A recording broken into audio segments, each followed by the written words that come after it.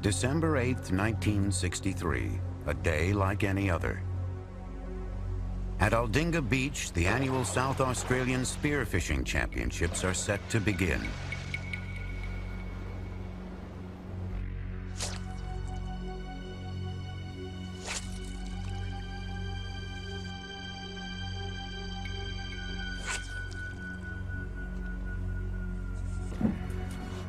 "23-year-old Rodney Fox, a life insurance salesman from Adelaide and former champion, takes to the water.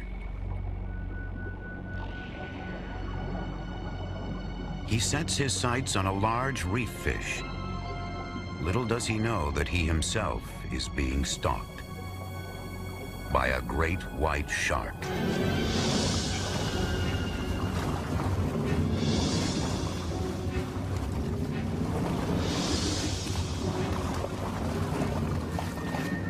Through a series of near miracles, Rodney Fox arrives at Royal Adelaide Hospital in under an hour. The vascular surgeon there has just returned from an international conference with the very latest in surgical techniques. They go to work on the mutilated body delivered to the operating theater. The shark has punctured his left lung, left clavicle, and diaphragm.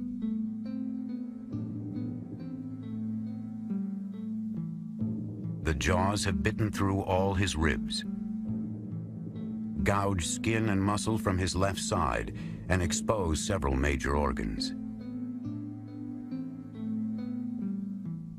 According to one surgeon, had Rodney arrived 5 minutes later, he would have bled to death.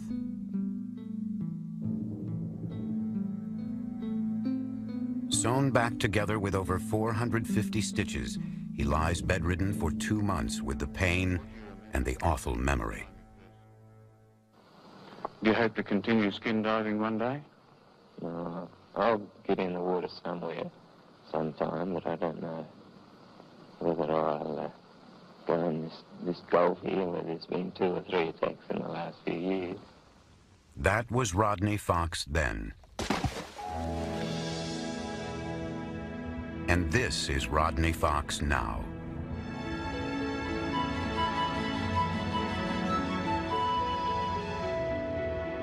Seldom has a single event so radically transformed a person.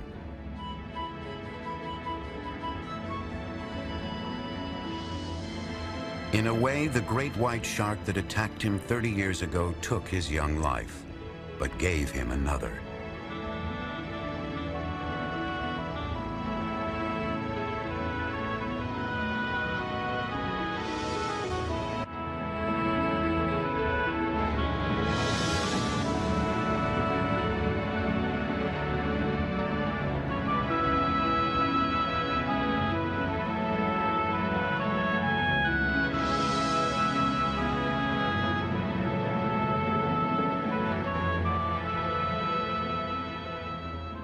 In 3 decades, Rodney Fox has grown from a fearful shark victim into a shark champion and protector.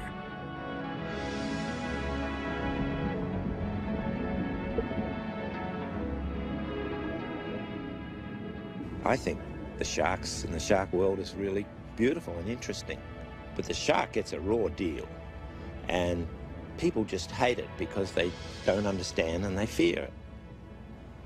I love to see them flying and gliding through the water, and I think that most people would really enjoy it too if they realized they weren't going to be eaten alive. This from a man who was himself nearly eaten alive. Rodney's life since the attack has been a continuous challenge to overcome his fear by facing it.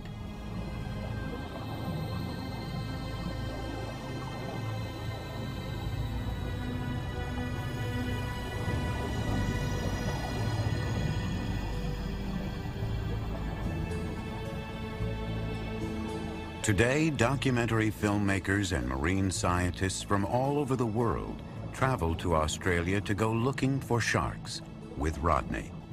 His knowledge of living sharks is unparalleled. Marine biologist Eugenie Clark.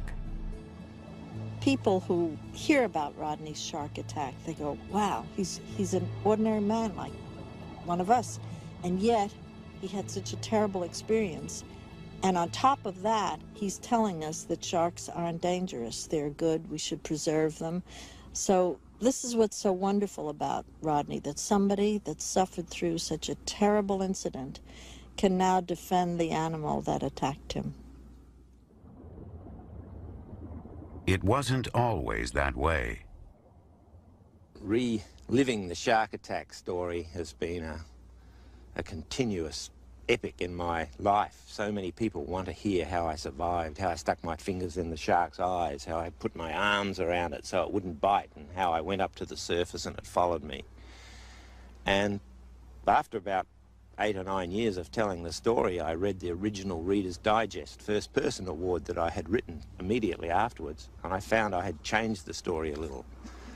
I was telling people what they wanted to hear and not necessarily the truth.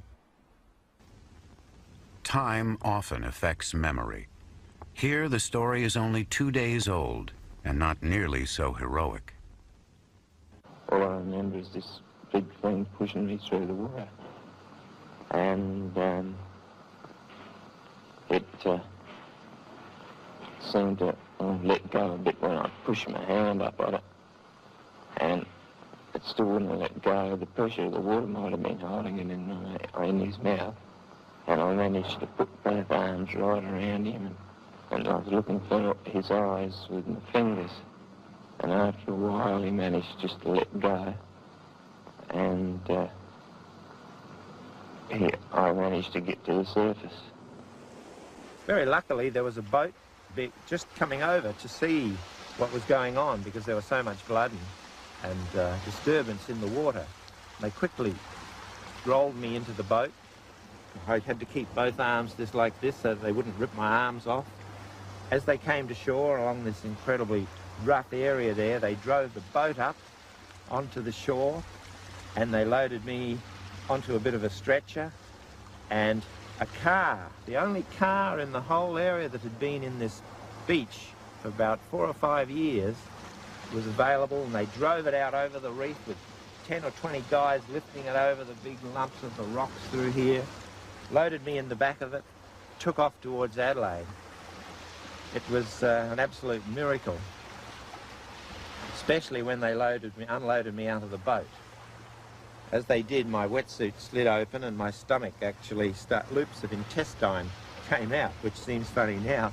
I've got a good friend who actually tells me quite every now and again that he stuffed them back in with his fingers and they bunched me up. Oh, it was his chest. Rodney's wife, Kay. But I didn't know how bad it was for many days afterwards. But by then he was up and breathing and talking, and so, you know, it's only later when they tell you all the things that were wrong, you realise just how close it was. But everyone in the hospital thought he was dying. But I knew he wasn't. His attack drew worldwide attention.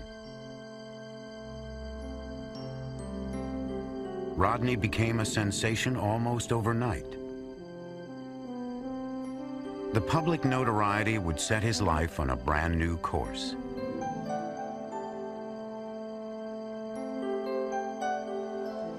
Three months after the attack, escorted by Kay, Rodney began his return to the sea, but it wasn't easy to forget his attack. The fear of the sharks when I went back in the water was huge. My first time my head went underwater, I imagined in my mind sharks running in from all directions, and I said, "Stop it, you've got to control that." Things would never exactly return to normal for Rodney. His love of the sea was now overshadowed by a terrible fascination with his old nemesis, the shark. In 1965, he helped organize the first expedition to track the great white. The adventure became a docudrama. But danger in the unknown makes man himself the quarry of the most savage hunter of the deep.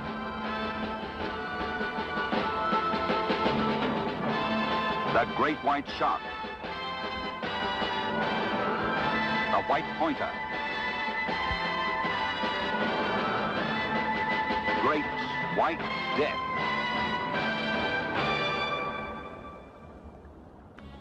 bastard attack. This is some of the first footage ever shot of a great white underwater. Coming in. Now! Doesn't taste so good, that wire mesh. The theme is revenge, a crusade to rid the seas of evil sharks. Gapped, and the battle's almost over. A second man-eater whose jaws will never again menace an unsuspecting swimmer. In those days, people feared sharks because they knew very little about them. They thought that every shark was a bad shark.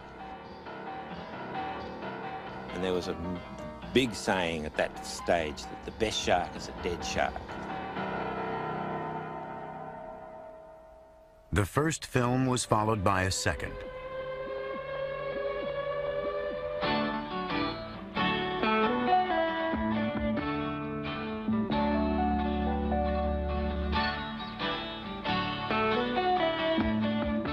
Attacked by a killer shark is about Rodney, his attack and recovery. Again, it shows Rodney wielding a spear gun, bent on revenge. Time out to reload. The cartridge inside the head explodes on contact. The tremendous concussion is transmitted into the body, killing instantly. But it does twist the truth just a little. I wasn't really after revenge. What I was frightened of was going back in the water and being bitten again. And so I was quite keen to try out the new explosive powerhead that had been invented. And I went underwater and I shot some of these sharks on film to show that man could protect himself in the water. Rod's on a killing frenzy, intoxicated with his success of overriding his fears. This is exactly the scene he had been in need of. In fact, Rodney's attitude was beginning to change, a fact obscured by the dramatic film script. I didn't realize or understand much at that time, but I thought that's not the right attitude. We've got to look at it further than that. We've got to learn more about them and understand them and learn to live with them. As Rodney's appreciation for the great white began to grow, so too did his expertise as a shark tracker. In 1969, he was called into work on a shark movie unlike any that had gone before. Has that cage been checked out? Film producer Peter Gimble turned to Rodney to deliver the sharks for his cameras. Well, generally, after they've had a taste, they start really to tear into things and really start to be active. And then you'll let us get in the water. I'll push you. The result, the critically acclaimed documentary Blue Water, White Death. In the crew was diver cameraman Stan Waterman. The two men would become lifelong friends. Gotta be 12. Oh, yeah, he's 12. Look at him, man. Rodney had already done 2 films about the great white, and Rodney probably knew more about how to chum in the great white. Very important, that chumming, the putting out of what is called burley in Australia, to attract him, so that Rodney was the natural man to set up the scene for us. Rodney didn't have a cage back then. Gimble had the cages. Rodney knew where to find the burley, the chum, and set up the boats. And way back then at the beginning, Rodney was your man in Australia if you wanted to film the great white.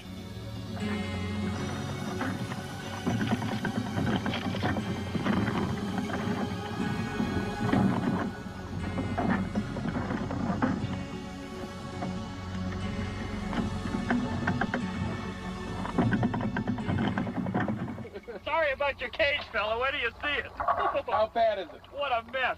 What's he bent the cage up, Stan? Oh, where do you see?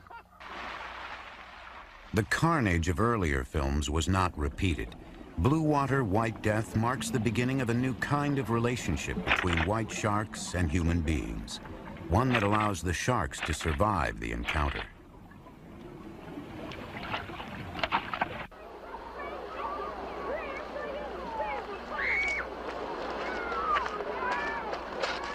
For Rodney Fox, the occasional filmmaking stint was not enough to support his young family. So he took up abalone diving, a dangerous but lucrative profession. It would put food on the table for 18 years. But always the sharks weighed heavily on his mind. One of the hardest things was to do over that 18-year period when I was abalone diving was when I had to return to abalone diving the week after I'd been out filming sharks. We'd attracted maybe 10 or 15 great whites around the boat during that week period. We'd had them biting on the cages and taking baits and showing these enormous teeth. And when the film crew had left and everything had quietened down, I had to make my living again and go back in the water, only a few miles from where we'd seen all these sharks. I'd had to put on another hat and say to myself, sharks don't like abalone. They generally don't eat humans. You'll be okay. But the first couple of days, I imagined those sharks were looking at me. And sometimes, when my knee would hit a soft sponge, I wondered whether that was a shark, whether it was a soft shark's belly, and whether it was biting my leg off. But I knew that it was fear in myself. The danger to abalone divers was genuine enough. Some of the best abalone beds were near seal colonies where white sharks liked to hunt. But instead of killing the sharks, Rodney and his colleagues designed a protective working cage for the abalone divers. Then they tested it in shark-infested waters.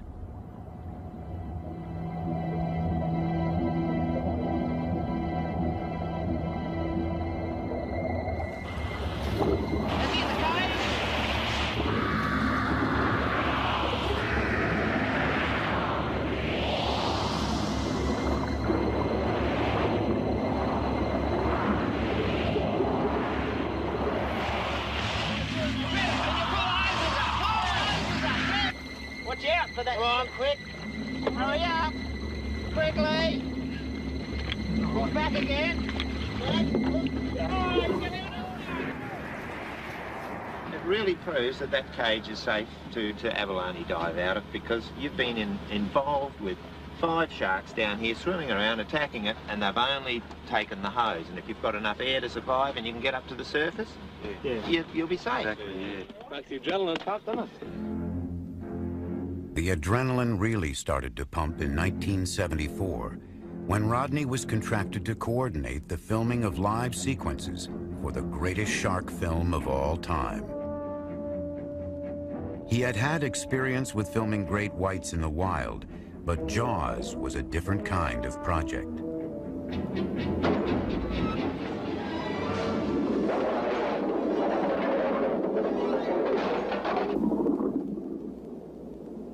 They'd sent over a small stuntman, a midget diver, and a small cage so that the sharks would look bigger, because Jaws, of course, Bruce was a 25-footer and our sharks were only 14-foot.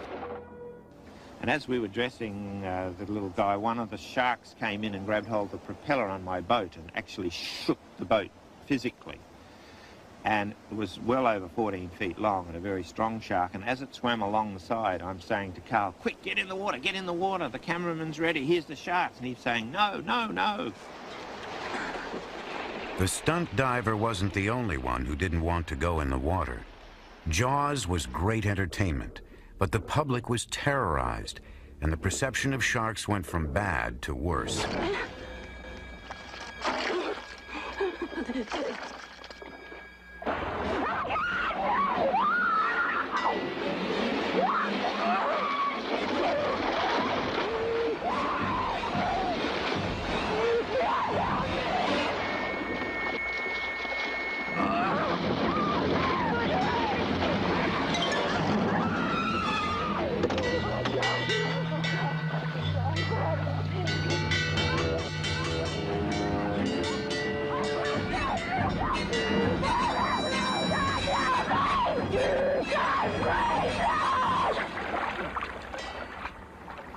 Nobody realised at that time that it was going to be a horror film that was going to frighten so many people, including a lot of my friends, out of the water. I had people say to me, I wouldn't even go in the bath now after seeing the film Jaws. For Rodney, Jaws was the turning point, the moment he finally realized that the sharks needed a champion, and so he set out to debunk the old myths. He started a business, an expedition business, taking filmmakers, scientists, even tourists out into the South Australian seas for face-to-face encounters with the real great white sharks.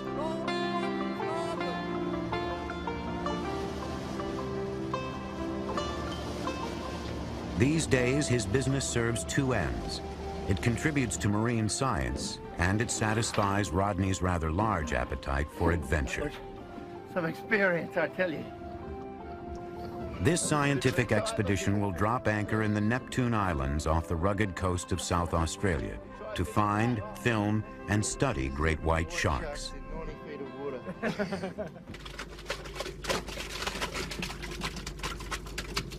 Rodney's son, Andrew, has taken over the necessary, if noxious, chore of mixing the key ingredients of burley, a kind of foul stew that sharks seem to find irresistible. Blood, ground tuna, and a little seawater. That's the recipe. Andrew will create a smelly slick stretching several miles down current from the vessel. Any sharks in the area will find the invitation very attractive. Marine scientists from the University of Adelaide want to test the strength of a great white's bite and to identify the telltale signs of shark attack for forensic purposes, a grisly but necessary study.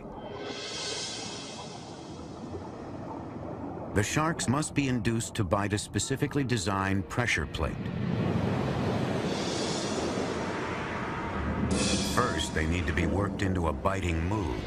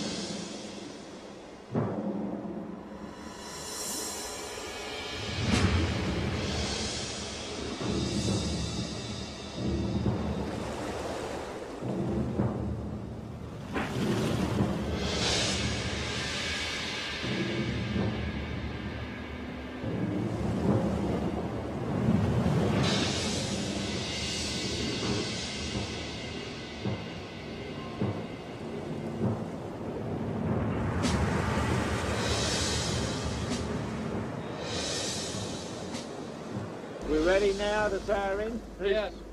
Okay, drop her in, Andrew. Now that the shark has the idea, he gets his tuna on a plate. Keep it in the air anyway, because he's a bit cranky. Whew.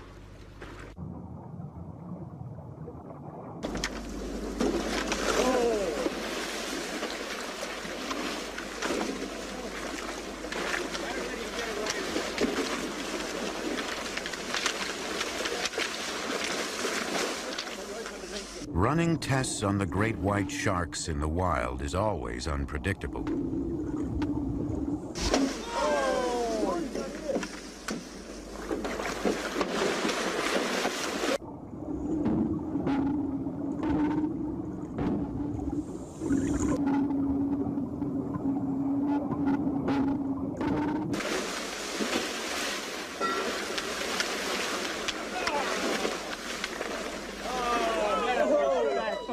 We should have an impression on there.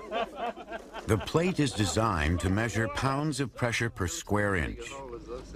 How are you, boys? We're out of calibration range here. We'll have to recalibrate this. That is amazing. You know, we're looking at the test strip now, and that looks as though that's more than this one is 500 kilograms, 1,000 pounds. 1,000 pounds. That one's more than 1,000 pounds. 1,000 pounds per square inch. enough to puncture metal plating.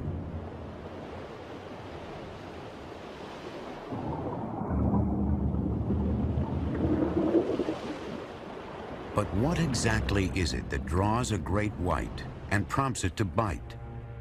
Is it the smell of prey, or the sight of it, or the vibrations it sends through the water? That's a crucial question for divers, so Rodney helped set up another experiment.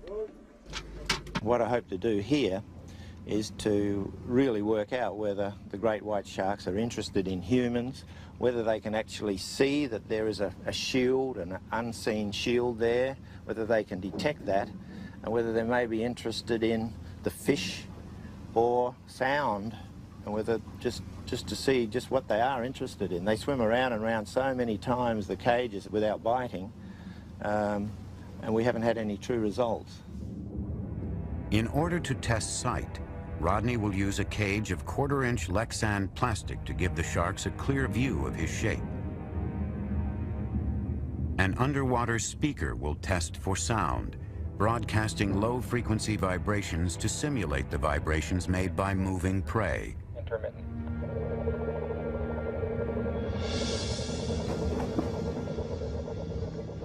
A thawed tuna will provide scent.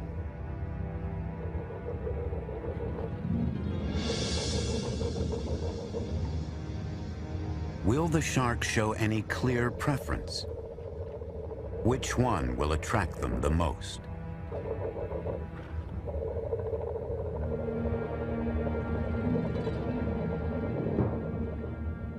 The adrenaline that rushes in you as you go down there, and as the shark comes in when you're in the Lexan tube, gives you a real rush. It's excitement all over again. It's like the first time in my shark cages. It's exciting, and my heart, you can feel it a little higher and beating a little faster as you realise that you are part of an experiment, that the sharks don't really know whether they can get at you or not. It was quite unnerving, really, because I felt like I was naked in the middle of a street in a shop window and with everything exposed.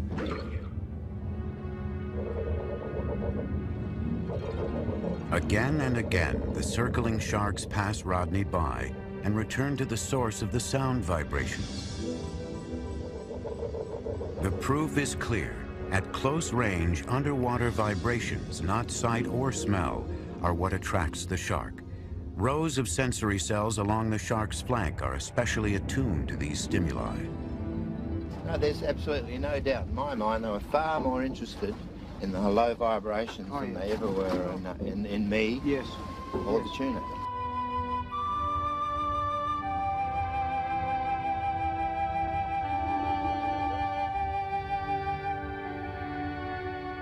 The more Rodney has studied them, the more he has come to learn about sharks. The great variety of sharks, all 370 species of them. I get lots of pleasure from looking at the different species of sharks, from the carpet shark that lays on the bottom with his frilly mouth,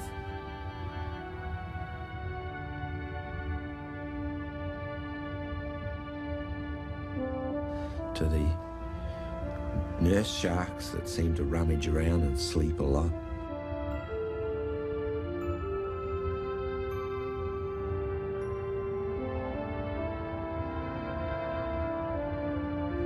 To the beautiful whaler sharks and the bull sharks and the silky sharks and there's so many, the mako sharks and the great white sharks. It's all of them have a different field, a different way to swim, a different way of life, but they're all beautiful the way they swim and glide and fly through the water.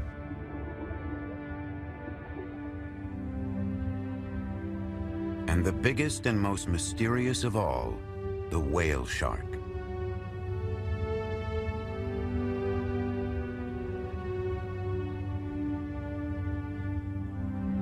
It's not just the largest of the sharks. It is, in fact, the largest fish in the ocean. But despite its menacing size and appearance, this is among the most gentle and benign of all sharks.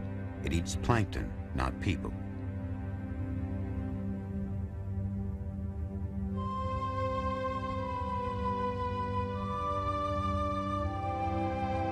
Few in number, slow to reproduce, the whale shark is one of the great and vulnerable wonders of the oceans.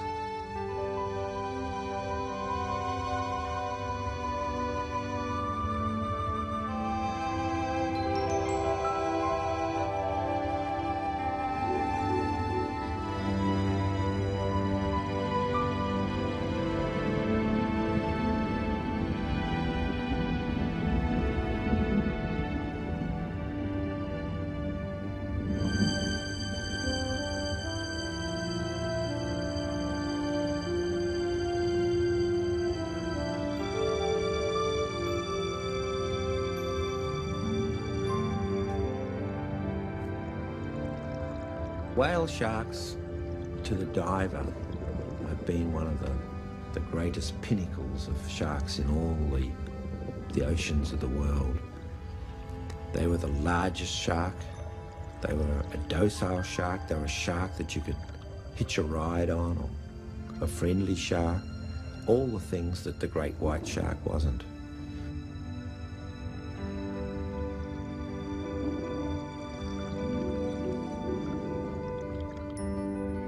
Growing to over 50 feet and 20 tons, the whale shark is so big that it supports other fish, like these remora.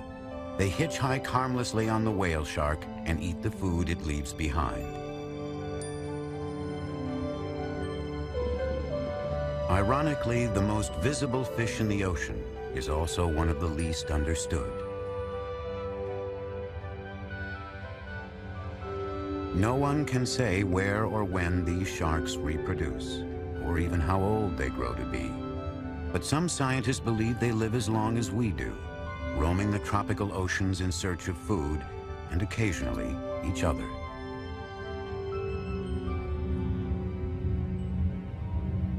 Now imagine a shark this big with teeth to match, a massive meat-eating predator. At one time, such a shark did exist. Carcharodon megalodon, 50 feet of carnivore, lived during the Miocene era some 20 million years ago. It was the largest ocean-going predator that ever existed. Rodney traveled to South Carolina to find out more about the megalodon. He and naturalist Vito Bertucci will dive in the Cooper River off Charleston.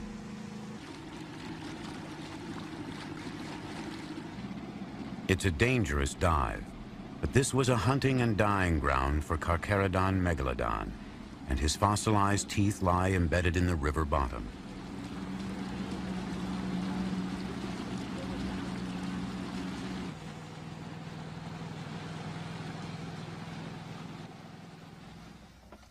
The most important thing to worry about here is the current. Just to work your way into the current and down the anchor line. And then once we get down, you have to be aware that there are sharks and turtles in this area and an occasional alligator. And if you do come up on one, not to be startled by it. And if you ignore them, they usually ignore you. Alligators, the only danger with them is on the surface. Yeah. If you see one come at you at the surface, all you have to do is dump your air and go down, and they won't come after you. Or attack you. The sharks, if they come up to you, just give them a shot and they'll take off. Well, I got my knee pads on for praying. I hope this turns out all right. That'll be good. And here goes my mask and... The water is cold. Visibility is nil. The darkness is decidedly spooky. I had some incredible images of monster sharks swimming around. In these gloomy waters, a monster carnivore would be right at home. Within minutes, Rodney finds the first traces of these ancient killers. Luckily, of course, it's the teeth, not the shark.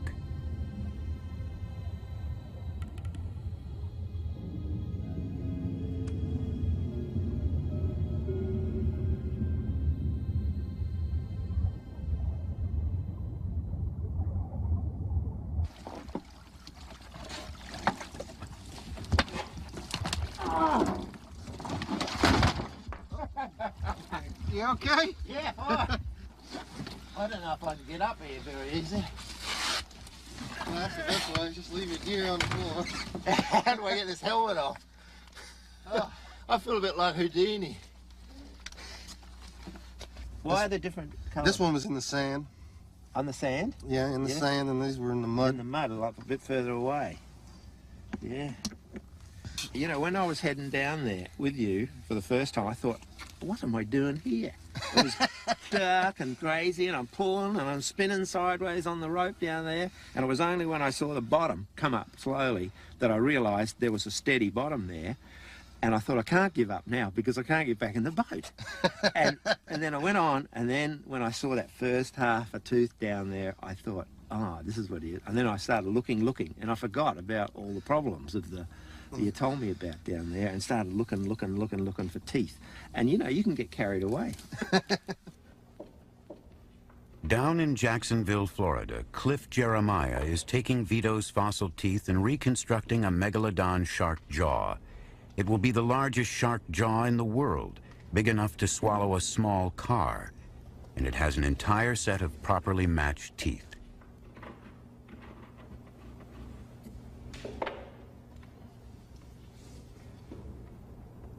It has taken Vito 19 years to collect the full set.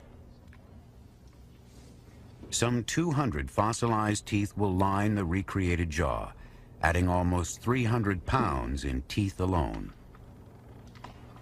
Shark teeth, of course, stand out so much so, that white, pointy, ivory things, knives against their grey body. And of course, if you had somebody in a room pointing a revolver at you, you'd look at the revolver too, because it's the sharp pointy end, the point that's going to cause all the trouble.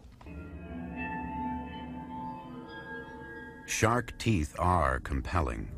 It's difficult not to admire them and react with a shudder. The only part of the shark skeleton that's not cartilage. These razor teeth are used to dismember and devour prey. But despite our worries, only rarely is that prey human. First of all, the word shark is such an enormous pull on people. Sharks, 300 or 400 varieties of sharks in the world, all go together as one name, shark, and that spells out fear. Research was done and shows that the word shark had a higher reaction on the nervous system of people than any other word in the English language. And so the general public, when they talk about sharks, they talk about something they cannot understand and something they fear.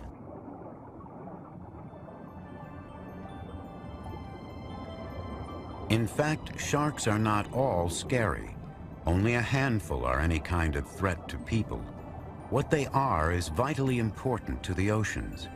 As top predators, they help maintain the entire balance of the underwater world.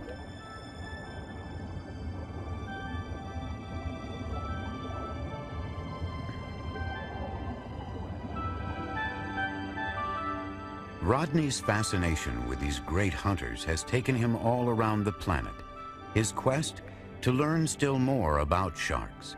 And it's a quest that never ends. All right, we're going to place the mask on, and the way to do that is to put your chin in first, and then we'll pull this strap over the top. Here at Walker's Cay in the northern Bahamas, Rodney and Dr. Eugenie Clark have come to swim with reef sharks in the wild.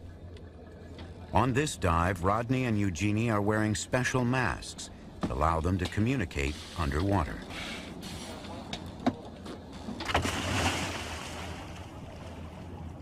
No metal cages, no Lexan tubes, just a swim alongside the sharks, to show that if you know what you're doing, you have nothing to fear.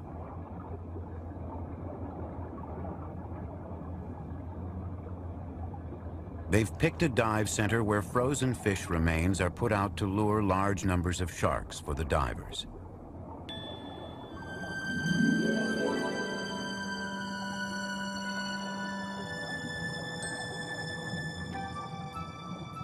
It's just beautiful to be here and watch them. The nurse sharks are the first to arrive. They certainly don't seem to be paying any attention to us, do they?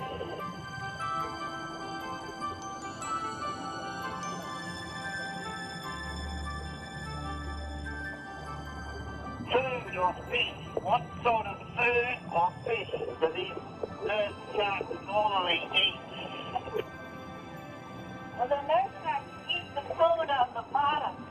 Shellfish, crabs, and any kind of fish they can get a hold of.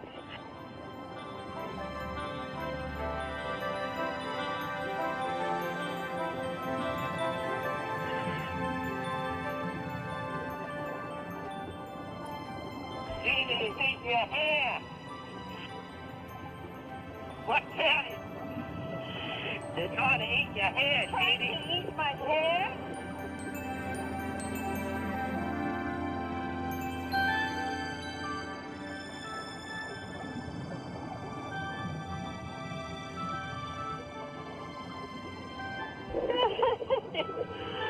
I really like that, Rodney. He just stopped then and wanted to be scratched some more. While the nurse sharks are fairly docile, the blacktips that follow are much more aggressive.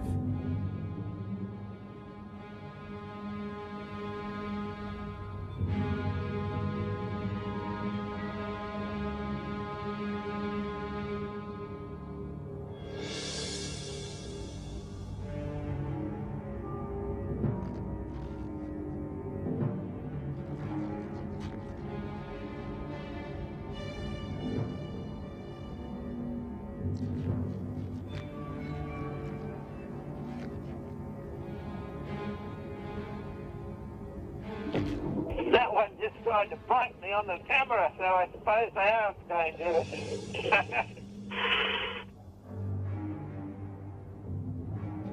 How about staying close to me? It's getting a bit excited here. How many species do you think we've seen, Jeannie? Well, it looks like 3 species for sure. The gray reef, or the reef shark as it's called in the Caribbean. A lot of these nurse sharks, and then the blacktip. I don't know if they're 2 species or one of the blacktips.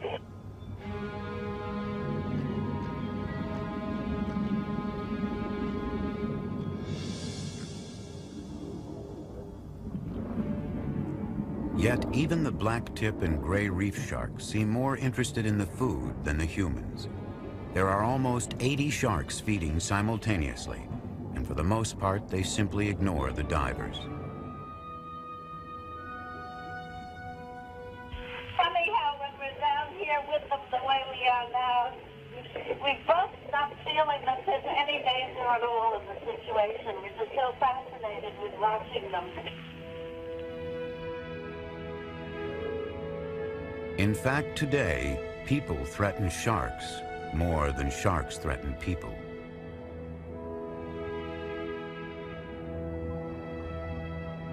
Sharks are being killed, sometimes purely out of hate. They don't even use them. There's some of the shark tournaments where just go out and kill sharks.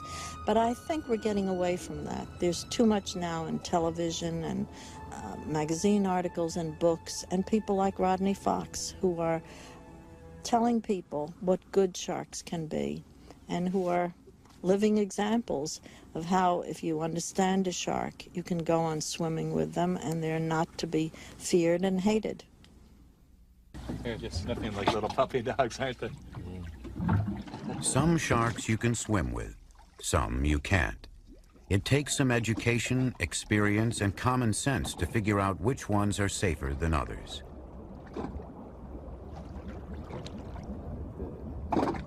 Silky sharks, for instance, are on the safe list.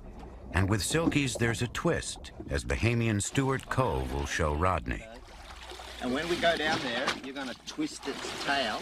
It's important when the sharks, we're swimming around sharks, keep our hands down because they do have teeth. But we can, when they swim by us, if you grab their tails and twist them gently, it will paralyze the shark.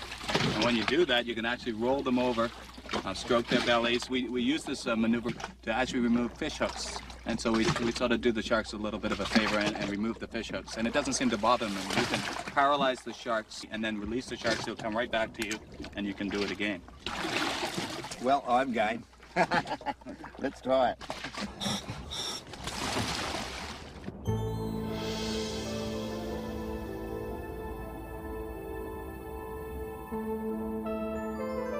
Silky sharks are so called because instead of the usual rough shark skin, theirs is smooth, as silk.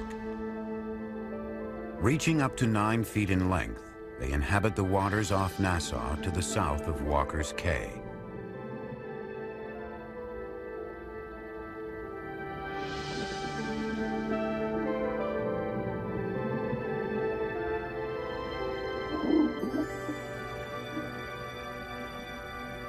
Grabbing silkies by the tail might sound tricky, but divers in the area have been doing it for a while, ever since they first set out to remove the hooks of careless fishermen. That's when they discovered the silkie's special weakness. It's called tonic immobility, and it's a quirk of the shark's nervous system.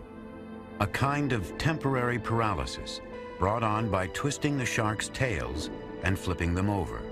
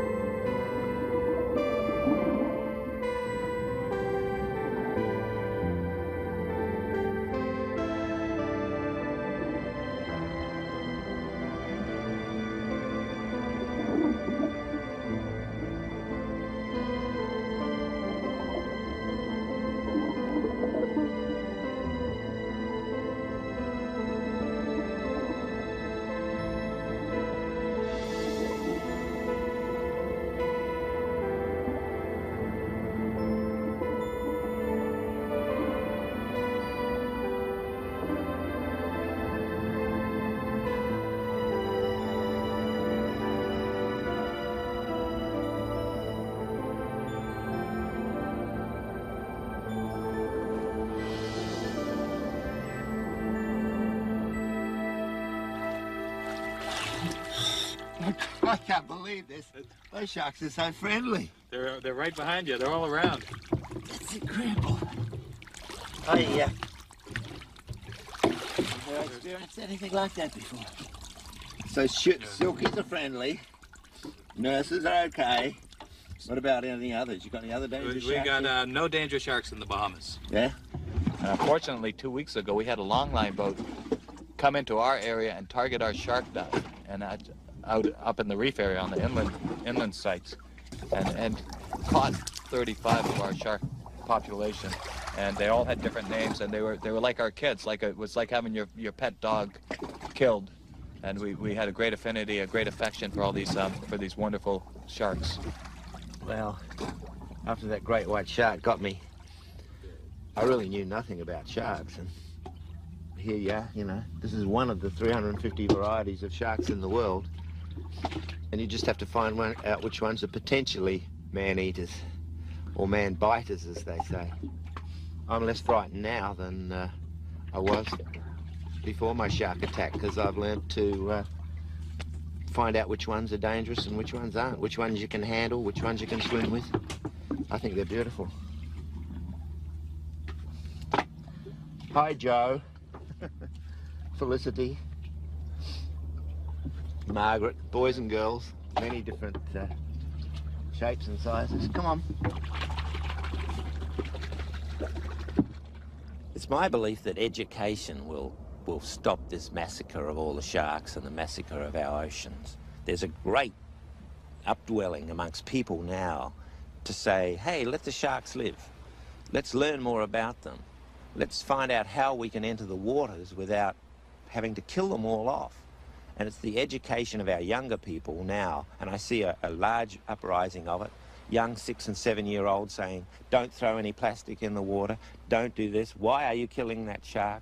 Why is that photograph of a dead shark? It's really great to see that we are starting to let our seas live. For Rodney Fox, the past 30 years have been a journey with the shark.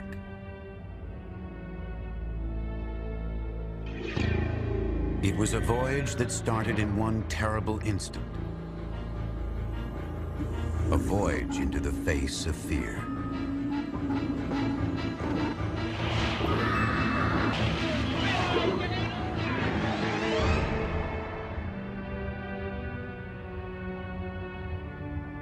Over 30 years, Rodney has traveled from terror and death to understanding and life. From the early days when killing sharks seemed right, to the present when harming them, even accidentally, seems very wrong.